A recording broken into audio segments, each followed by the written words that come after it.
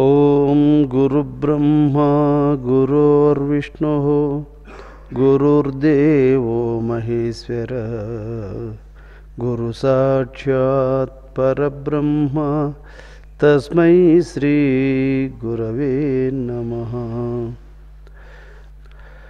ఓం యస్యద్విరధవక్త్రాద్యాః పారిషద్యాః పరశతం విఘ్నం నిఘ్నంతి సతతం విశ్వక్సేనం తమాశ్రయే. జగద్గురువైనటువంటి శ్రీరామచంద్రమూర్తి జగన్మాత శ్రీ సీతామహాలక్ష్మి ఆంజనేయస్వామి పాదపద్మములకు శిరస్సాష్టాంగ నమస్సుమాంజలు. ఈ బ్రహ్మ విద్యను ఉపదేశించేవాడు పరబ్రహ్మస్వరూపుడైనటువంటి గురు. సీతాలలనాశిరోమణికి సాష్టాంగ ప్రణామంబు చేసెనటంచు పరమేశ్వరుండు కృపచే శ్రీ పార్వతీదేవికిన్ వినిపింప విని రాముడేమనియే నా వృత్తాంతమున్ జపవే.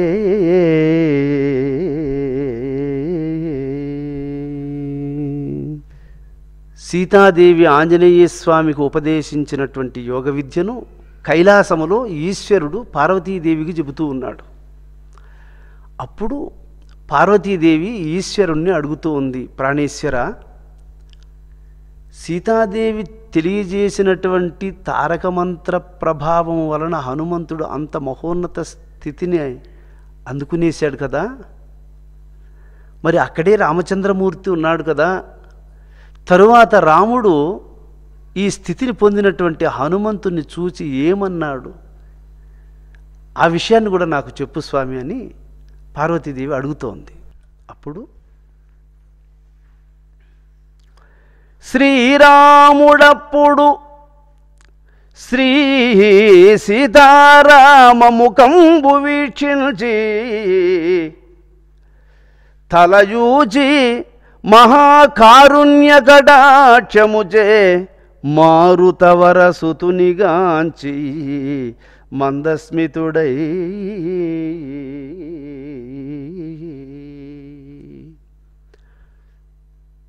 ఈశ్వరుడు పార్వతీదేవితో చెబుతున్నాడు, ఓ పార్వతి, శ్రీరామచంద్రమూర్తి తన ఆజ్ఞ ప్రకారము సీతాదేవి హనుమంతునికి తారకయోగమును ఉపదేశించి ఆ సీతాదేవిని చూసి మెచ్చుకొని శ్రీరాముడు శిష్యునికి ఎలా ఉపదేశిస్తే వాడు అర్థం చేసుకుంటాడో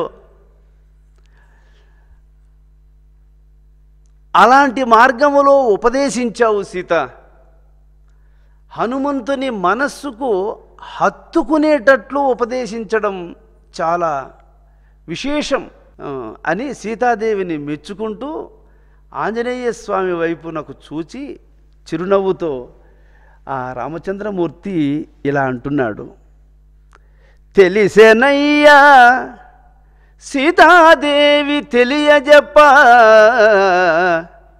కలిత తారకయోగ ప్రకారమెల్లా ఇంక నీపై కరుణచే ఎరుగపరతు సాంఖ్యయోగంబు వినుమా ప్రసంగమనగా.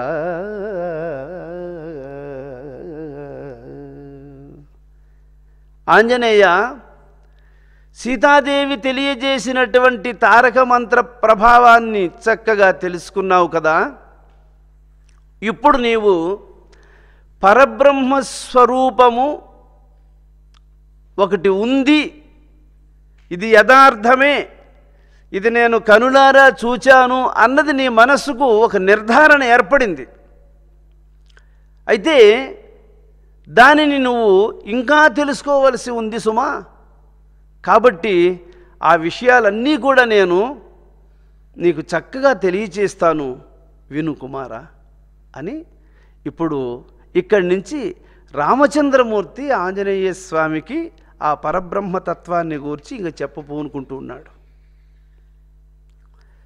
సాంఖ్య అమనస్కంబు ఉపనిషదర్థ ప్రతిపాదకంబు అందు తొలుత సాంఖ్యంబు తేటపడ వివరించద నిశ్చల చిత్తుండవై వినుమని ఇట్లనియే.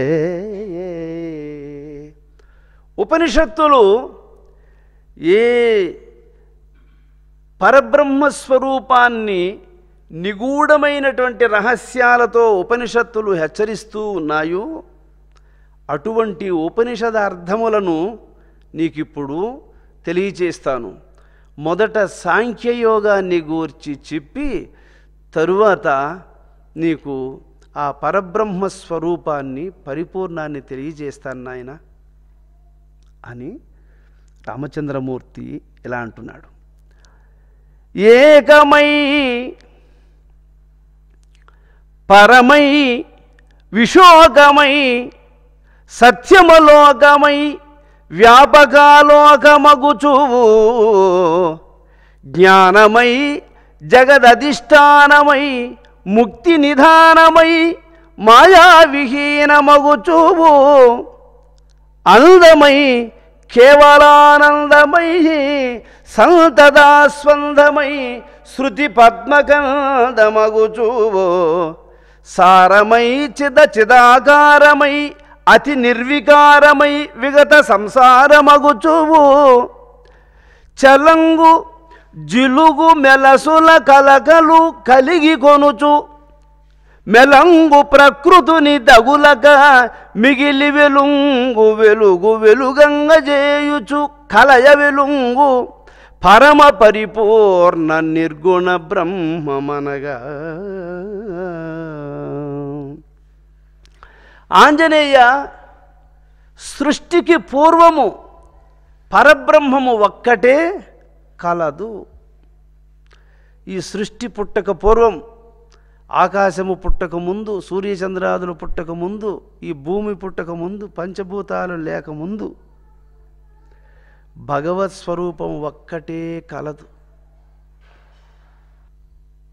నామరూపరహితమైనటువంటి ఆ పరబ్రహ్మ స్వరూపమునందు ఈ సృష్టి లేనప్పుడు కూడా పరబ్రహ్మ స్వరూపము ఎట్లయితే ఉందో ఇప్పుడు సృష్టి ఉన్నప్పుడు కూడా ఆ దైవశక్తి అనేది అలాగే ఉంది. సృష్టితో పనే లేదు, సృష్టికి దానికి ఎటువంటి అనుబంధము లేదు. కేవలం అద్దమునకు ఎవ్వరి ముఖముతోనూ సంబంధం లేనట్లు, కానీ అందరూ వాళ్ళ ముఖాలను వాళ్ళు వచ్చి దానికి ఎదురుగా నిలబడి చూసుకొని పోతూ ఉంటారు. కానీ ఎవ్వరి ముఖముతోనూ అద్దానికి సంబంధం లేనట్లు దైవశక్తి అనేటువంటిది సృష్టితో సంబంధం లేకుండా అట్లా సాక్షిగా ఉంది. అది అప్పుడు ఇప్పుడు కూడా ఒకటిగానే ఉంది.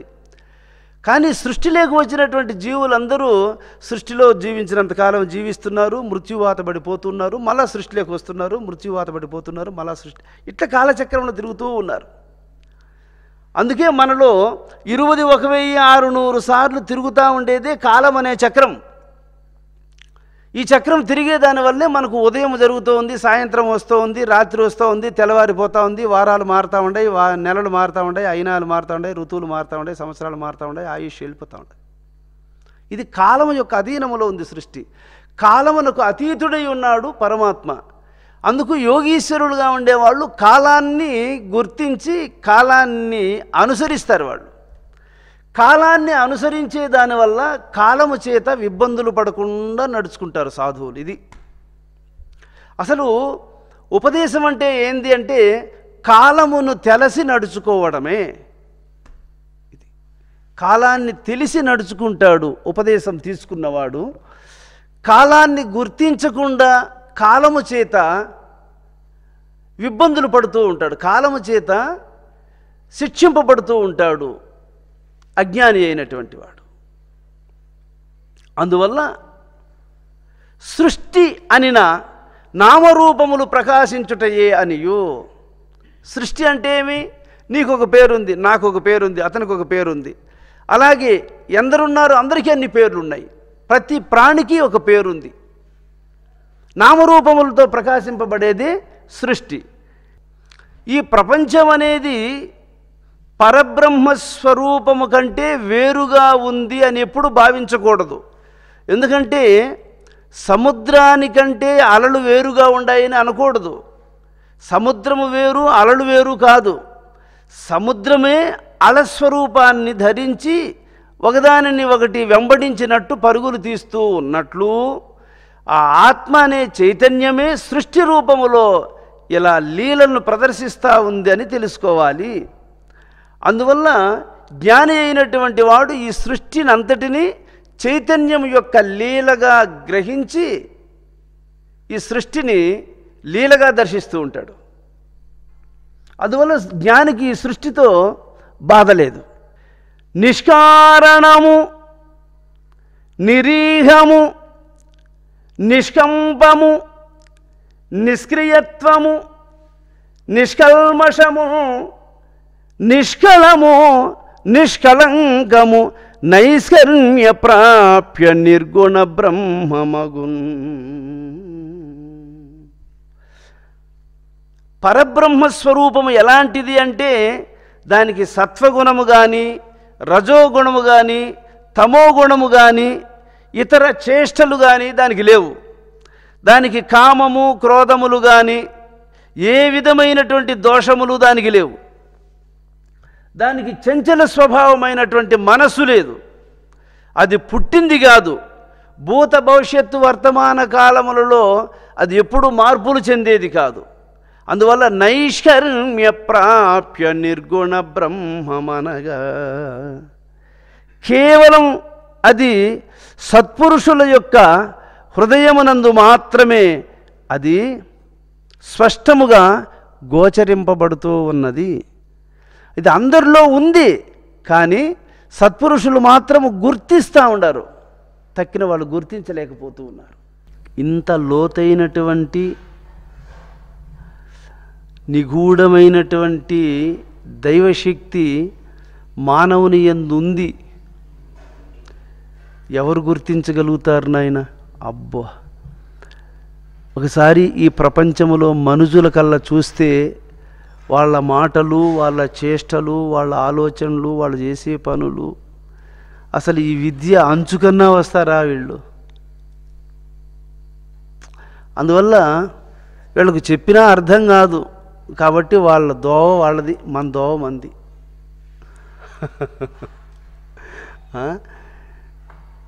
3 నాలుగు పస్తున్న తేనెటీగ మలమూత్రాల మీద కూర్చోదు.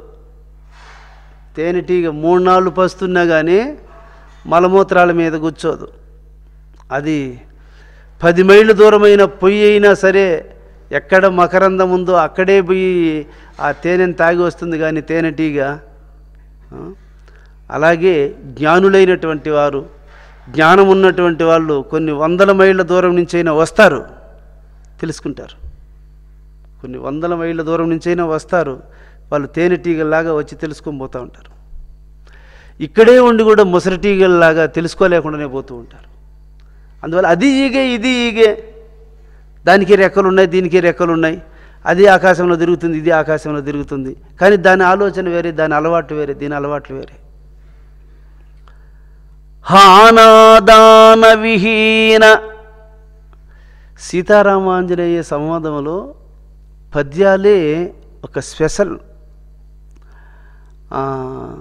చాలా క్లారిటీగా ఉంటాయి. చాలా కష్టతరమైనటువంటి పదాలతో కూడి ఉంటాయి. హానాదాన విహీన జ్ఞానాతిరిక్త సత్యానంద జ్ఞాన ప్రధాన తజ్జనితానాదిష్టాన మానిదాన మదీన. ధైర్యశాలి అయినటువంటి ఓ ఆంజనేయ, రామచంద్రమూర్తి చెప్తున్నాడు, ధైర్యశాలి అయినటువంటి ఓ ఆంజనేయ, ఆ పరబ్రహ్మము సర్వమయము, భగవంతుడు ఒక్క చోట ఉన్నాడు, ఒక్క చోట లేడు అనే డౌటే లేదు. ఆయన అంతటా ఉన్నాడు చెప్తున్నాడు. ప్రపంచములో ఈ పదార్థములో ఉన్నాడు, ఈ పదార్థములో లేడు అనే సందేహం లేదు. ఆయన అన్ని పదార్థముల యందు ఆయన అణగి ఉన్నాడు. మరి ప్రహ్లాదుడు అదే కదా చెప్పింది. ప్రహ్లాదుడు ఏమన్నా చూసినాడా? భగవంతుడు అంతటా ఉండు. ఎక్కడున్నాడు రా విష్ణువు అని వాళ్ళ నాన్నగారు అడిగితే ఆయన అంతటా ఉన్నాడని చెప్పాడు. అయితే అంతటా ఉన్నాడని చెప్పడానికి ప్రహ్లాదుడు ఏమన్నా చూసినాడా? లే. అయితే ఆ మాట ఎట్ట చెప్పగలిగినాడు? విశ్వాసము, నమ్మకము. అంతటా ఉన్నాడు భగవంతుడని ఎట్ట చెప్పినాడు అంటే ఆయనకి నమ్మకం. ఆ నమ్మకం ఆయనకి ఎట్లా కుదిరింది అంటే ఆయన గురువు అంతటోడు. ఎవరు? నారద మహర్షి.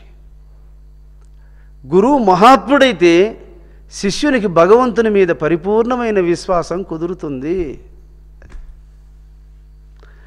అందువల్ల ఒక విశ్వాసముతో ప్రహ్లాదుడు భగవంతుడు ఉన్నాడు అని చెప్తాడు. ఆయన ఎక్కడున్నాడు అని అడిగితే అంతటా ఉన్నాడు అన్నాడు. అయితే ఈ స్తంభంలో ఉన్నాడా అంటే గడ్డిపోచలో కూడా ఉన్నాడు ఆయన. ఇంత పెద్ద స్తంభములో లేడా? ఉన్నాడు. ఇందుగలడందులేడని సందేహము వలదు చక్రి సర్వోపగతుండు ఎందెందు వెదకి చూచిన అందందే కలడు దానవాగ్రని వింటే. ఇక్కడ లేడు అని అనడానికి లేదు, ఇక్కడే ఉండాడు అనడానికి లేదు. భగవంతుడు తిరుమలలోనే ఉన్నాడు, కాశీలోనే ఉన్నాడు, ఈడ లేడు అని అనకూడదు. ఆయన తిరుమలలో ఎలా ఉన్నాడో, కాశీలో ఎలా ఉన్నాడో, నువ్వు ఉన్న చోట కూడా ఆయన అలాగే ఉన్నాడు. అది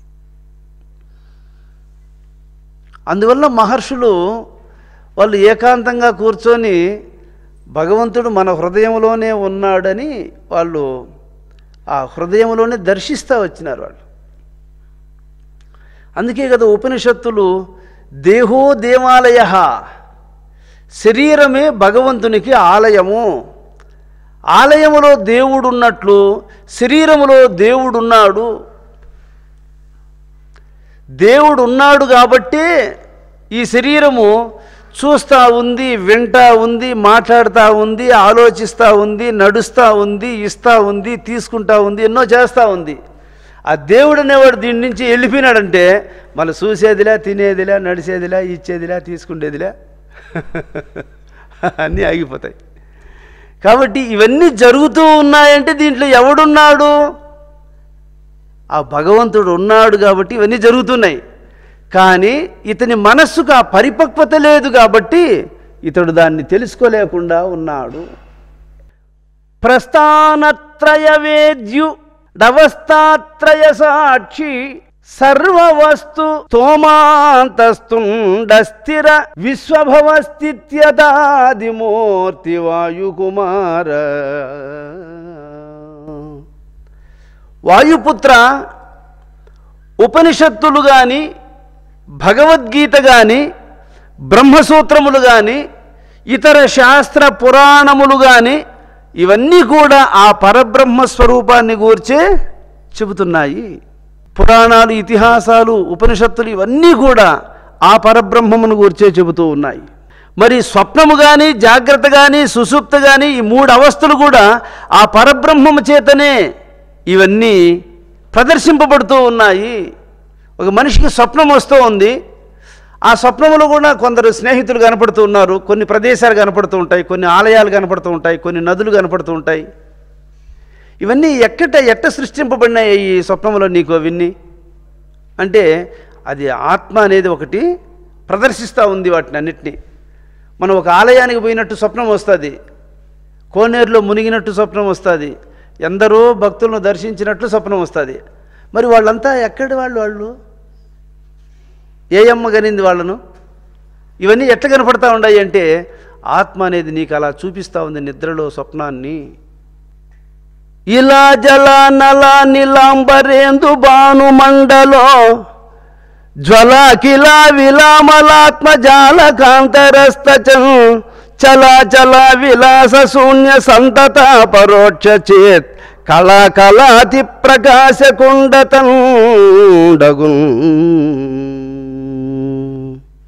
ఇలా అంటే పృథివీ, జలము, నల అంటే అగ్ని, నీలాంబరేందు భానుమండలో. ఏమి కవిత్వం చూడండి అది. పృథివీ, భూమి ఆయనే, ఆకాశము ఆయనే, వాయువు ఆయనే, అగ్ని ఆయనే, నీరు ఆయనే, సమస్తము సృష్టి భగవత్ స్వరూపమయ్యా. ఆయన కానిది ఈ లోకములో ఏదీ లేదు ఆంజనేయ చెప్తూ ఉన్నాడు. సర్వకర్మములు, సర్వధర్మములు, సర్వదేవతలు, సర్వజీవులు, సర్వ నదులు, నిధులు, క్షేత్రములు, సమస్తము ఇన్నిటినీ కల్పించి ఇన్ని రూపములలో ఉన్నాడు భగవంతుడు. అట్లా కాకుండా పోతే ఈ ప్రపంచానికి ప్రతిరోజు సూర్యోదయం జరుగుతూ ఉంది, సూర్యాస్తమయం జరుగుతూ ఉంది, ప్రతి శుక్లపక్షము కృష్ణపక్షములో చంద్రోదయం జరుగుతూ ఉన్నది అని అంటే ఇవన్నీ ఎందుకు చేయాల్సి వచ్చింది? ఆయన లీల కాకపోతే. సూర్యుడు ఉదయించకపోతే మనం ఏం చేస్తాము? చంద్రుడు ఉదయించకపోతే మనం ఏం చేస్తాము? మేఘాలు వర్షించకపోతే మనం ఏం చేస్తాము? భూములు పండగనే పోతే మనం ఏం చేస్తాము? మన వల్ల ఏమన్నా అవుతుందో చెప్పు. కానీ ఈ ప్రకృతిని ఇలా నడిపించడానికి పరమార్థ శక్తి అనేది ఒకటి ఉంది.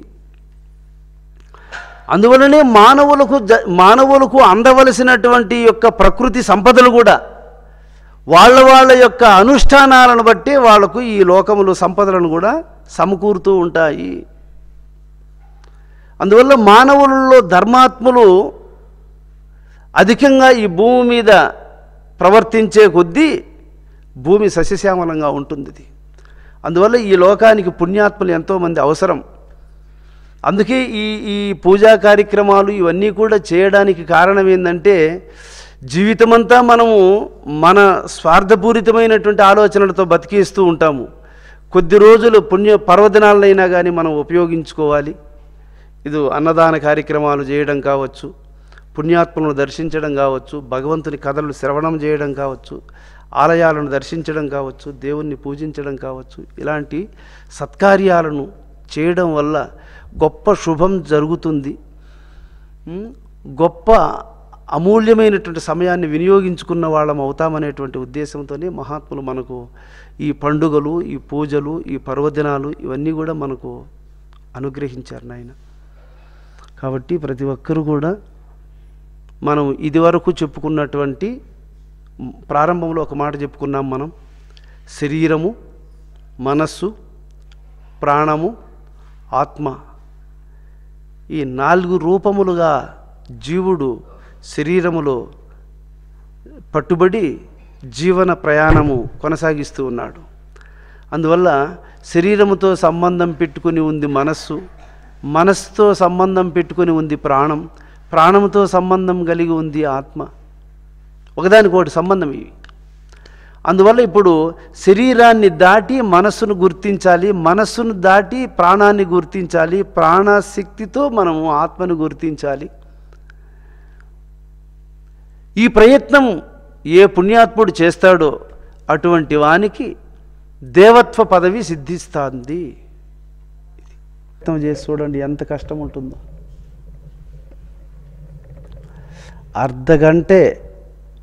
అర్ధగంటకే ఆసనము కుదరక కాళ్ళు నొప్పులు వచ్చి ఎన్నెన్నో ఇబ్బందులను కలిగిస్తుంది మనస్సు. అందుకు గంటల తరబడి యోగీశ్వరులు కూర్చోగలుగుతున్నారంటే ఎంత కష్టము. అన్నిటికంటే కష్టము కదలకుండా కూర్చుండేది కష్టం, అన్నిటికంటే కష్టం. ఆయనకేం కూర్చొని మాటలు చెప్తూ ఉంటాడు, కూర్చుంటాడు. కానీ మనకి అటు కూర్చుంటే జరుగుతుందని అనుకుంటూ ఉంటారు. కానీ కొందరు అన్నిటికంటే కష్టం కూర్చుండేదే కష్టం. పని చేస్తూ ఉండొచ్చు, ఎంత పని అయినా చేయొచ్చు తెల్లారి నుండి సాయంత్రం దాకా. కానీ ఏం పని చేయకుండా కూర్చొని ఉండడం అనేది అంత సులువు. కూర్చొని ఉండలేకనే ఇన్ని ఎగసాటు పడుతూ ఉన్నారు అందరూ. కూర్చొని చూడండి. ఇప్పుడు నేను చెప్పినట్లు ప్రతిరోజు రోజుకు 6 గంటల సేపు కూర్చొని ధ్యానం చేయండి, మీ పరిస్థితి మారిపోతుంది. ఎందుకంటే ఒక అనంతమైనటువంటి దైవశక్తి ప్రవేశిస్తుంది మనసులోకి. ఒక చెరువులోకి రోజు నీళ్లు వస్తూ ఉంటే వెళ్తే ఎందుకు ఉంటుందే? చెర్లేక పైన నీళ్ళు వస్తూనే ఉన్నాయనుకో, అది నిండిపోతుంది అంతే. వారం 10 రోజులు, ఎంత పెద్ద చెరువు అయినా వారం 10 రోజులకంతా నిండిపోతుంది, మొర వెళ్ళిపోతుంది అంతే. అట్లా మన మనసులోకి ఎప్పుడు యోగశక్తి అనేది పంపిణీ జరుగుతూ ఉన్నిందంటే, మనస్సు ఎప్పుడు నిండు చెరువు ఎట్లయితే తొణుకులేస్తూ ఉంటుందో, మనస్సు కూడా పరిపూర్ణమైన ఆనందంతో అట్లా ప్రవహిస్తూ ఉంటుంది మనస్సు కూడా. అందుకు దైవశక్తి అనేది మనస్సు నిండుగా ప్రవేశించాలంటే నువ్వు ప్రతిరోజు ధ్యానం చెయ్యాలి. ఎన్ని పళ్ళున్నా ప్రతిరోజు తింటావు కదా, తీరికే లేకపోయినా నిలబడుకొని అయినా కానీ 4 పెడసలు తినేసిపోతూ ఉంటావే. మరి భగవద్ధ్యానం అంతకంటే ఏమి తక్కువైంది కాదు కదా. నిన్నేం చేయమంటాను, నేను కూర్చొని మనసులో తలుసుకో ఆయన అంతే. ఏమైనా రోజు ఏమన్నా 1000 పదాలు ఉండీలు ఏమన్నా చెప్తా ఉన్నామా? లేదే. తలుసుకో ఆయన్ను, మనసులో తలుచుకుంటే చాలు, మనసులో మార్పు వస్తుంది. ఇక పూజకి సమయం అవుతుంది నాయన, పూజ చేసుకుందాం. జై జానకీ రమణ గోవింద, జై ప్రహ్లాద వరద గోవింద, జై ఆంజనేయ వరద గోవింద. శ్రీ శ్రీ సద్గురుస్వామి పాదారవిందములకు, శ్రీ శ్రీ సద్గురుస్వామి పాదారవిందములకు నమో నమః.